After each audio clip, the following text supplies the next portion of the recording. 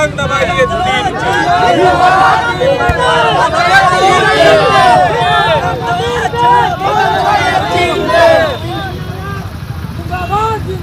जिंदाबाद जिंदाबाद।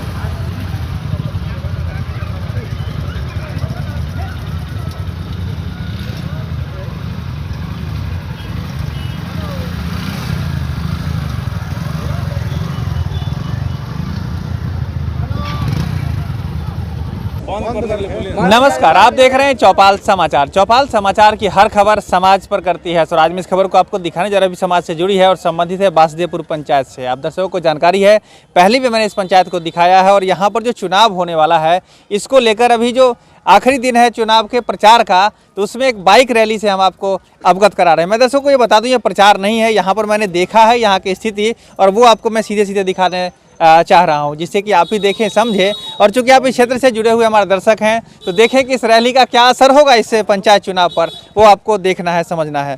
तो यह है रैली में जुड़े हुए। आपका परिचय अपना बताएं। मैं मुखिया प्रत्याशी श्रीमती राधा रानी देवी का पुत्र हूँ, ग्राम पंचायत बासदेवपुर सराय, प्रखंड साहेबगंज, जिला मुजफ्फरपुर। जी राहुल जी, आप ये बताएं कि बड़ी लंबी रैली आपकी यहाँ पर देखी जा रही है। क्या ये जनता का समर्थन है या और कोई विशेष बात? जनता का समर्थन ही है, क्योंकि आज अंतिम दिन है प्रचार का और आज ही जो भी मेरे मुखिया प्रत्याशी और भी हैं मेरे पंचायत में, सब लोगों का बाइक रैली आज ही था। लेकिन तब भी इतनी भीड़, अभी आपको आधा घंटा लग जाएगा इस भीड़ को कवर करने में। लगभग महिलाएं बैठी हुई हैं पीछे, बोलेरो, स्कॉर्पियो और ऑटो में लगभग 25-30 गाड़ी पीछे। उन लोगों को हम लोग 4 व्हीलर में बैठा के ले आ रहे हैं और साथ ही साथ 200 के ऊपर बाइक है। और उसमें भी सबसे बड़ी बात है कि पंचायत की जनता है, विपक्षियों की तरफ बाहर से बुलाई हुई भीड़ नहीं है। तो ये जन सैलाब है, सारे लहर का अंत है। दारू शराब पे जो लहर बनाया जाता है उसका अंत है। मेरे रैली में कोई भी आपको वैसा लोग नहीं मिलेगा, सब लोग बुद्धिजीवी लोग मिलेंगे जो हम लोगों को खुल के समर्थन कर रहे हैं। अभी तक चुप थे, लेकिन अब खुलकर सब लोगों के सामने आ गए हैं कि 3 नवंबर को क्रम संख्या 3 पर कलम दबा छाप पर बटन दबाकर श्रीमती राधा रानी देवी को फिर से एक बार विजयी। चलिए राहुल जी, एक बात और आप बताएं, आप युवा है और देख रहे हैं कि रैली में युवाओं की ज़्यादा भीड़ है, तो आपका भी कुछ जलवा इसमें कुछ दिख रहा है क्या? आपका अपना भी कुछ सोच इस पर? युवा हम मेरे पंचायत के बहुत ही समझदार हैं। युवा समझ चुके हैं कि युवा का नाटक करने वाले जो प्रत्याशी लोग हैं, उन लोगों से इस पंचायत का विकास नहीं हो सकता है। उन लोगों ने तय कर लिया है जब युवा ही चुनना है। ये महिला सीट है, यहाँ पे किसी की धर्मपत्नी, किसी की माँ खड़ी है। पंचायत का विकास जब करना है, ब्लॉक, थाना, जिला, डीएम से बात करना, आपको सरकारी काम करवाना, उसके लिए एक पढ़े लिखे शिक्षित उम्मीदवार की ज़रूरत है। तो उसमें युवा का कंपैरिजन जब किया गया, तो मुझे लगता है कि जो भी युवा अपने आप को करते हैं, उनका तो 24 घंटे में से 5 घंटे का समय शराब बंद होने के बावजूद दुर्गा चौक पे शराब पीने में निकल जाता है। 12 बजे रात को, 1 बजे रात को कोई मुझे फ़ोन करेगा, मैं दारू शराब नहीं पीता हूं, तो मैं फ़ोन उठाऊंगा और उनके लिए मौजूद रहूंगा। लेकिन जो नशे में होगा, वो फ़ोन कैसे उठाएगा? तो पंचायत के युवा समझ चुके हैं कि दारू शराब के चक्कर में नहीं पड़ना है। अरे नशीला पदार्थ पी के तो लोग मर रहा है, साथ ही साथ पैसा के चक्कर में नहीं पड़ना है। तो जितना भी लोग माला छाप और ढोलक छाप और फूल छाप का नारा लगवा रहा था, आज सब लोग कलम दबात के साथ है। तो देखिए, मैं दर्शकों को सीधे सीधे यहाँ पर दिखा दे रहा हूँ कि ये जो रैली है, वो रैली पंचायत चुनाव की रैली है और यहाँ पर यहाँ की जनता है, लोकल जो लोग हैं वो यहाँ पर शरीक हो रहे हैं और इनको समर्थन दे रहे हैं, जैसा कि लग रहा है। ऐसे दर्शकों को क्या लग रहा है वो आप जरूर कमेंट में हमें बताएंगे। ये रैली मैं आपको दिखा रहा हूँ और ये लंबी रैली है, मैं पूरा रैली आपको दिखा दूंगा। और लेकिन 1-2 बात और मैं आपसे जान लूँ। अच्छा, एक बात बताइए, ये जो रैली है यहाँ पर समर्थन है आप लोग, तो किन मुद्दों को लेकर आप इस बारे में कह रहे हैं? कुछ मुद्दे भी आप अपनी बताएं।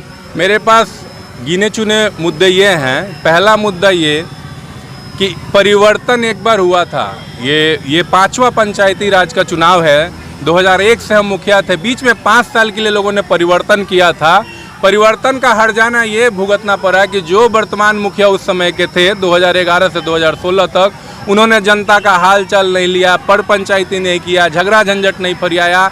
जो हारे हुए मुखिया थे मेरे पिताजी, उन्होंने ही सबके सुख दुख में साथ देने का काम किया, हारने के बावजूद भी। लेकिन 2016 से 2021 तक हम लोग जीते हुए थे। हम लोग तो जनता के बीच थे ही, लेकिन जो 800-900 वोट लेके आए हुए थे वो जनता के बीच थे क्या? वो 6 महीने से जनता के बीच स्कॉर्पियो, बोलेरो, पैसा, इलाज करवा देंगे, दारू पिला देंगे, ये करवा देंगे, वो करवा देंगे का झांसा दे रहे हैं। तो मेरा मुद्दा यही है कि झांसे में नहीं आना है, वोट कटवा से बचना है, तीसरे चौथे नंबर के कैंडिडेट को वोट दे के वोट बर्बाद नहीं करना है। वो जितना भी वोट आप दीजिएगा वो मेरा ही वोट बर्बाद होगा, एक तरफा वोट दीजिए।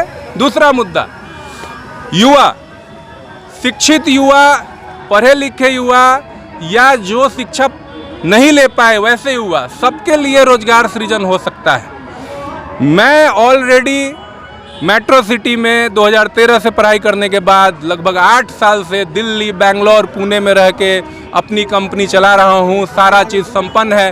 अब मैं यहाँ आया हूँ 1-1.5 साल से यहाँ के लोगों में रोजगार सृजन करने के लिए। तो ये दूसरा मुद्दा है।